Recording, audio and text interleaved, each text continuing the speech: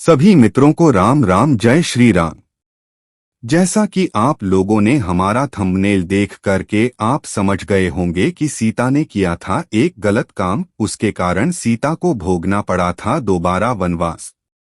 सनातन धर्म के ग्रंथों में बताया गया है कि बुरे कर्मों का फल हमेशा बुरा ही मिलता है, चाहे वह इंसान हो या फिर ईश्वर। इसका एक उदाहरण माता सीता का है, जिसका जिक्र रामायण में किया गया है।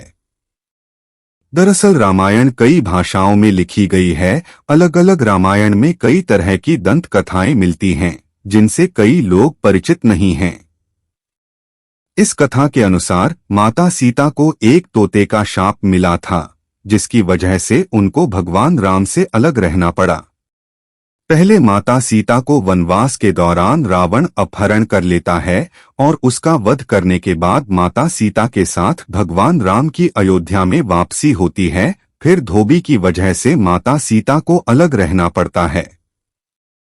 हम सबके मन में सवाल उठता है कि राम तो भगवान हैं, फिर वह अपनी पत्नी से अलग क्यों रहे। विवाह पंचमी के अवसर पर आइए जानते हैं इससे जुड़ी एक कहानी के बारे में। कथा के अनुसार माता सीता बाल्यावस्था में अपनी सहेलियों के साथ बगीचे में खेल रही थीं।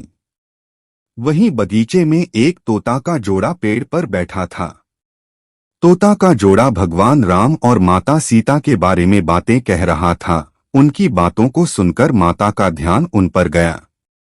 मादा तोता बोल रही थी कि अयोध्या के राजकुमार राम काफी प्रतापी राजा होंगे, उनसे माता सीता का विवाह होगा। तोते के मुख से भावी पति का नाम सुनकर माता सीता अचंभित हो गईं। उन्हें अपने बारे में और जानने की इच्छा जागृत हुई, इसलिए उन्होंने अपनी सखियों से कहकर दोनों पंछियों को पकड़ लिया। फिर उन दोनों को पुचकारक पूछा कि भविष्य के बारे में इतना ज्ञान कहाँ से प्राप्त हुआ। तब पंछियों ने बताया कि इससे पहले हम महर्षि वाल्मीकि के आश्रम में रहते थे, जहां हर रोज राम और सीता के जीवन के बारे में बताया जाता है। इसलिए उनको दोनों के बारे में हर चीज कंठस्थ याद हो गई है। सीता जी ने पंछियों से कहा कि जिस जानक पुत्री सीता की तुम लोग बात कर रहे हो, वह मैं ही हूं।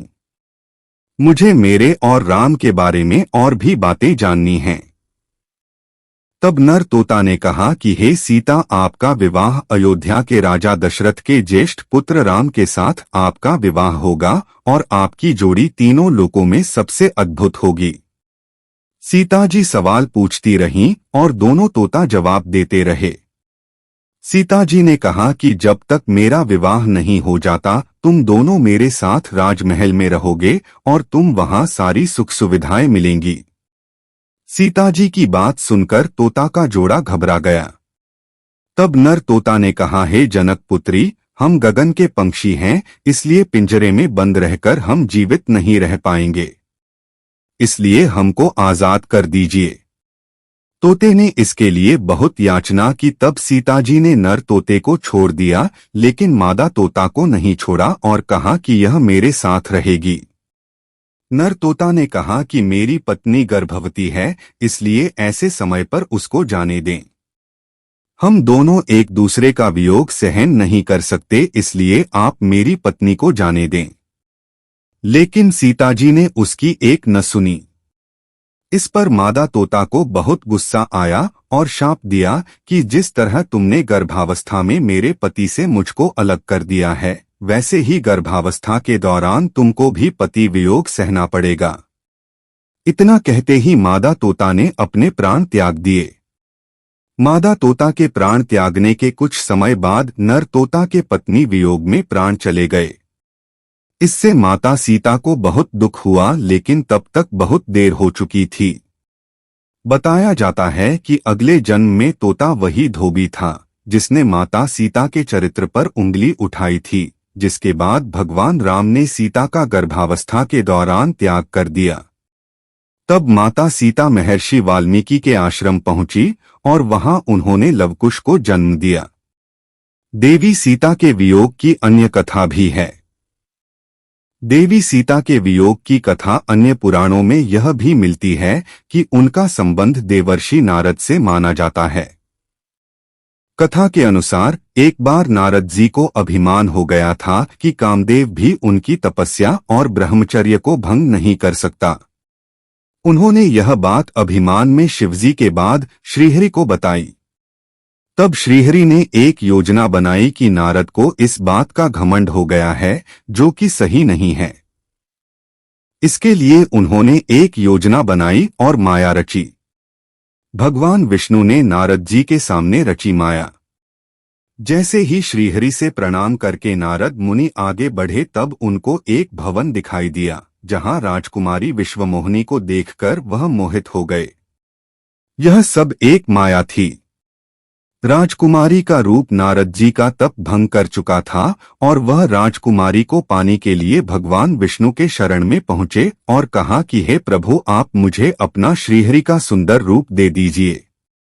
तब भगवान ने कहा कि हे नारद जी, ऐसा न हो कि आप इस रूप को लेकर बाद में पछताएं। दरअसल नारद जी राजकुमारी का रूप देखकर भूल गए थे कि उनका एक रूप वानर का भी है। तब उन्होंने वही रूप नारद जी को दे दिया। नारदी ने भगवान विष्णु को दिया शाप। जब नारद जी राजकुमारी के स्वयंवर में पहुंचे, तब पूरी सभा बंदर वाले मुख को देखकर हंसने लगी और राजकुमारी ने भी मुख को देखकर वरमाला नहीं पहनाई। तब नारद जी ने सोचा कि आखिर सभी मुझे देखकर हंस क्यों रहे हैं और राजकुमारी ने मुझे माला क्यों नहीं पहनाई। तभी भगवान विष्णु सभा में पधारे और राजकुमारी ने उनको माला पहना दी।